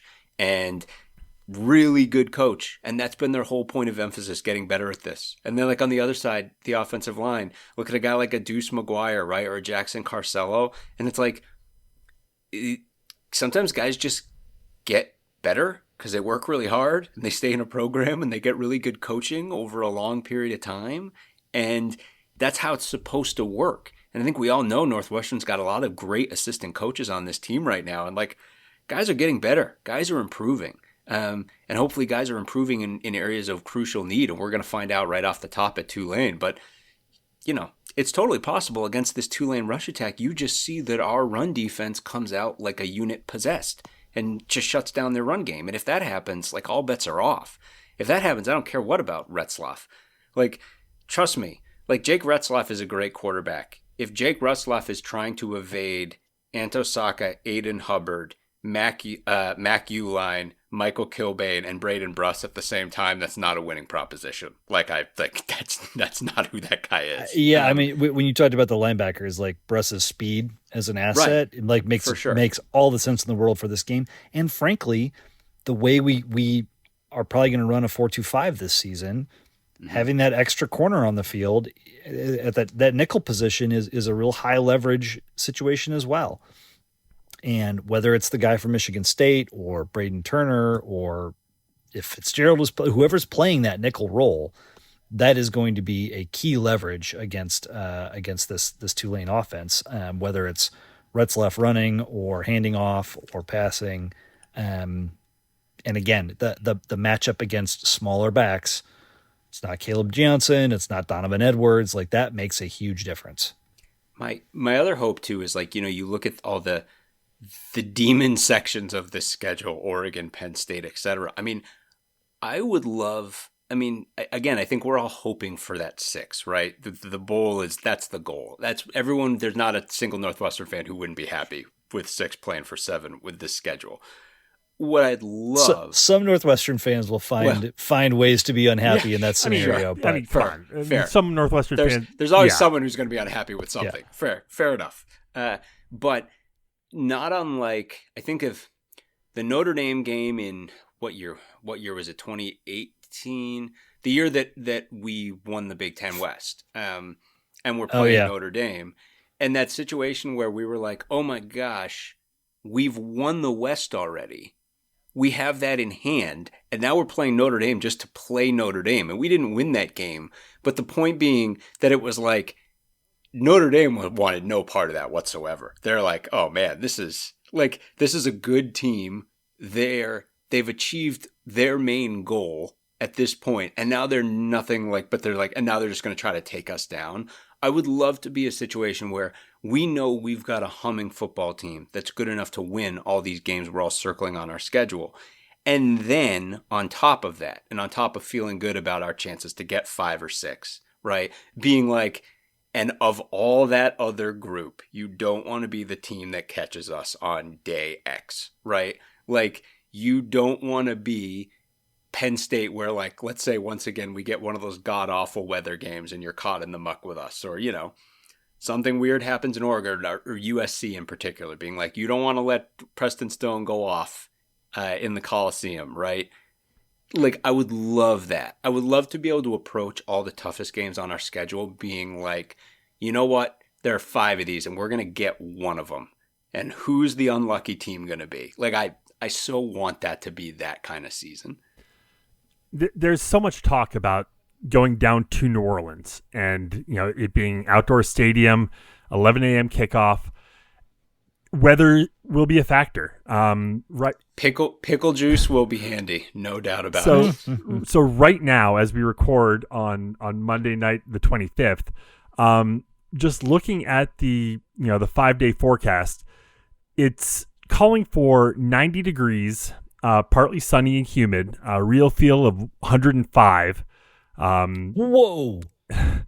Real feel in the shade, 96, 25% chance of rain, not much in the way of wind. So it's going to be sticky.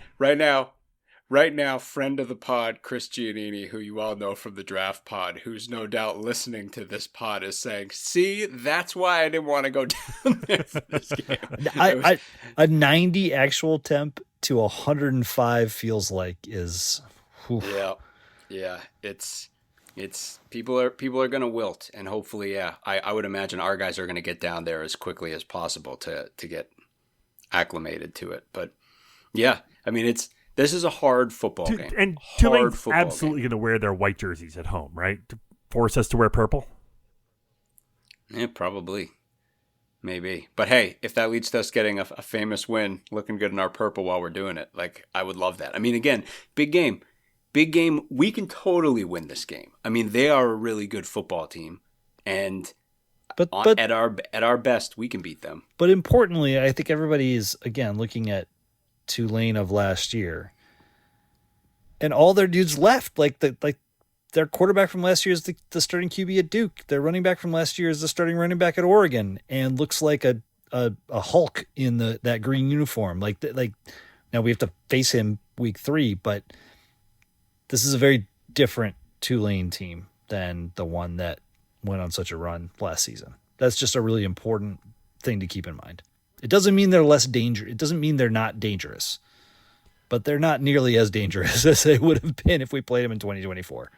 The current point spread right now, between 5.5 and 6.5, Tulane is favored. Sounds right. Which is right about what we expected. Yep. It's right about what we expected, right where we thought it was going to be. Over under, at least on one place I'm looking, is 46.5. That feels low. I feel like I was seeing 50s earlier. for the over-under. But one other thing that I wanted to say to kind of put another piece of context in this game. Scuzz mentioned all the guys who are outbound for Tulane. And so many of those guys, including Darian Mensah, who signed for a princely mint to go be Duke's quarterback, right? I mean, it probably made about as much NIL money as anybody did. And then Tulane has all these guys coming in, including, 4 incoming quarterbacks, something like that. And obviously we have Stone. There is very much like an NIL piece of this, right? And NIL era kind of thing. And it's worth mentioning relative to the Northwestern piece of this in NIL. Of course, Stone's coming in. And of course, as we talked about, an unprecedented number of incoming transfers for Northwestern. NIL is a piece of that. And it goes to linemen, it goes to Giannis Karlaftis, etc. But I think one important piece to note relative to the Northwestern pieces, Northwestern brought in guys who are proven football players. And Scuzz talked about this, where it's like there's not a lot of like unknowns here. Like a guy like Xavier Gray's played a lot of football games and been an all-conference football player. A guy like Giannis Karlaftis started a lot of games for Purdue. He has over 100 tackles. We know about the bloodline, etc. Neither of those guys is probably going to be a starting football player for Northwestern. And that's the key thing is those two guys are knowns. They're known to be good football players. There's no like mystery there. But every job is earned. And I think long term, there's this feeling, I think probably within the program and the fan base that's like, look, like, I mean, NIL, like, we're not, like, no one's being handed a job, right? It's not like, oh, we're bringing you in and the NIL money. It's like, the depth we're bringing you in, that it helps the depth of the unit, and that's fantastic. But everyone's fighting for jobs, everyone's fighting for every position, and that's the way that it's going to continue to be. And I think players just appreciate that. Like, I think like players, like you're establishing an environment at this point that's like, look, every year we're going to bring in guys through NIL, and then you know what? Everyone's going to compete for their jobs, and some guys are going to be earning more money than other guys because that's the way NIL works. But you know what? If you can earn a job, the job is yours. And that's the way it should be. It's great. Like, I mean, especially as we as Northwestern fans are getting into this new era of NIL, I think that's how every Northwestern fan wants to see this working. So we brought in a bunch of talented football players, and you know what? Some of our guys really stepped up in camp and won jobs, and the overall depth is a lot better, and hopefully we're going to take that all right into Tulane. I think it's important to call out, we've done it a bunch of times over the last 9 months, but if you're thinking to yourself, gosh, it seems like we got a lot better talent in the portal this year than we did in prior years. Yeah, you're right. It's not just NIL. It's because Mark Jackson, the AD, worked with admissions to literally, simply change the dates of the winter quarter admission evaluation such that they could line up with the NCAA transfer portal.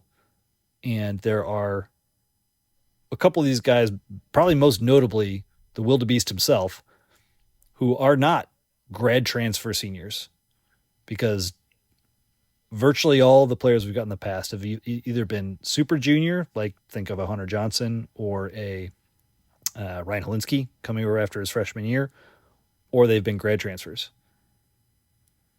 And in the past, we'd end up, Northwestern has never had a mass exodus through the portal, like Indiana, I think, famously lost like 25 players a couple seasons ago. We're not a school that's ever going to totally build our roster through the portal, but the portal is important, and very particularly for depth. And if things play out the way that I'm seeing them on offense this year, that's a real testament to that change, that very simple change, administrative change, to enable the Northwestern coaching staff to have a more level playing field, just to attract depth talent and fill out this roster the way everybody else in the Big Ten, everybody else in the country has been doing it for 3 to 5 years now. So it does look different, and it should feel different, and ideally we'll see some different / better results on the field. Kind of on the back of that, I went on the Ohio Pod, which is within our College Huddle network, to talk a little Northwestern football earlier in the summer.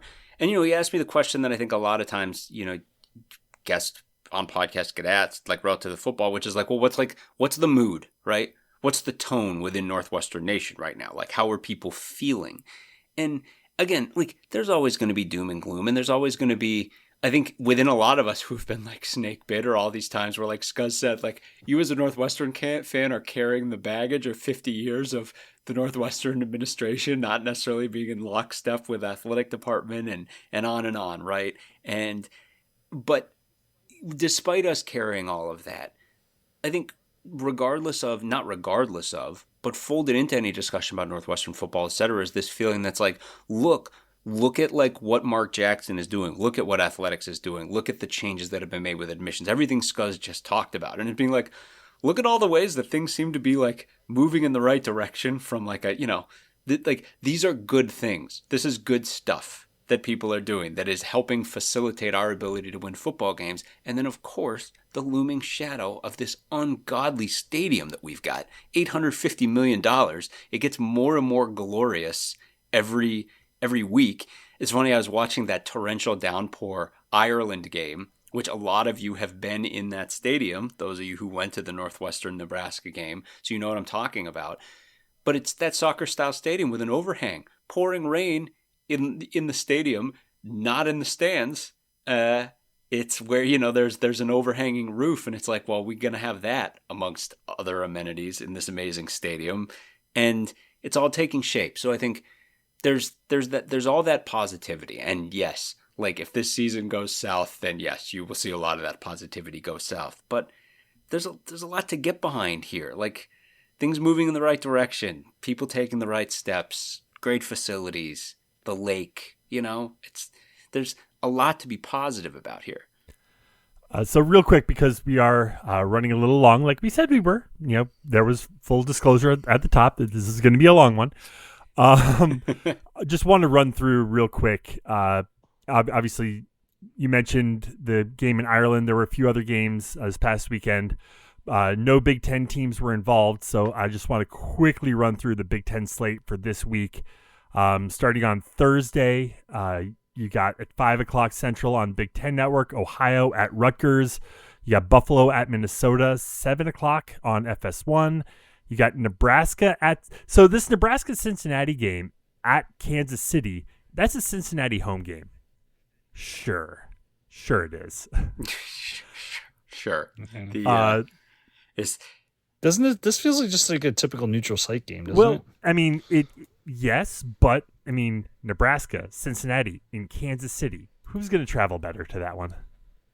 Oh yeah, I know. But it is technically a Cincinnati home game. So, well, Nebraska? No, on both their schedules it's listed as versus, not at. So I think this is technically a neutral site game.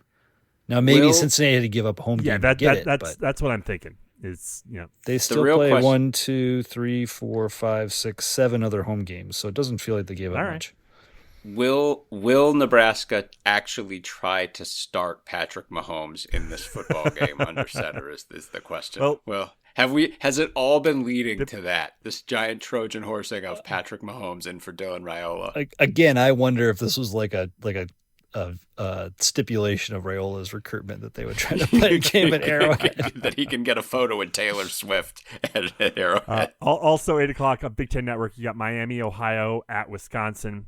A couple games on Friday, Western Michigan at Michigan State and Western Illinois at Illinois. The two teams we play. We don't play. Oh, Western Illinois and Illinois. Yeah. Sorry. I was like, Michigan State. That's what I was going to say. Yeah. Both of those teams. I mean, that game's going to be a bloodbath, but we are going to get to see two football teams on our schedule. 6:30 p.m. on Peacock. So, or not if you don't have Peacock. Bringing back demons from Northwestern basketball season of this past year. Moving to Saturday, our game is on ESPNU. 11 o'clock start, like we mentioned. Also at 11 o'clock, you've got a huge Titanic matchup. Florida Atlantic at Maryland.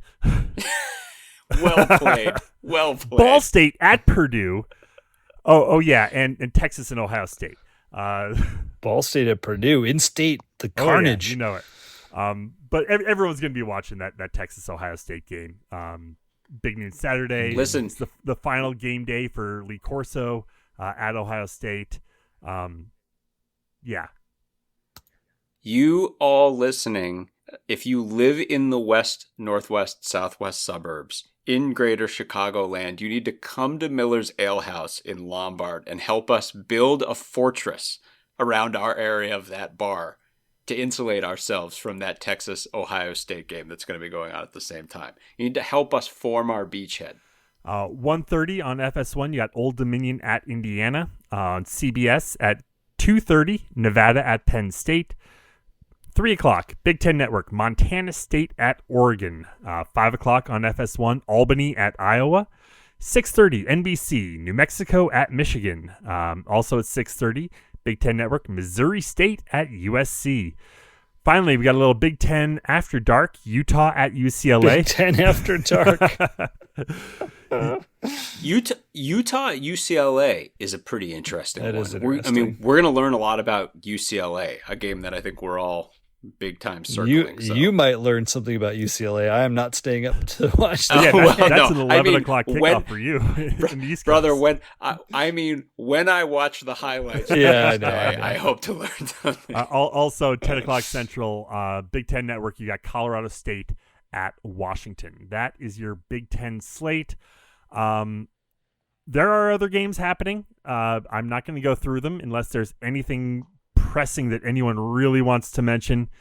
Other than the one gigantic Texas Ohio State game, there's not much on LSU Clemson.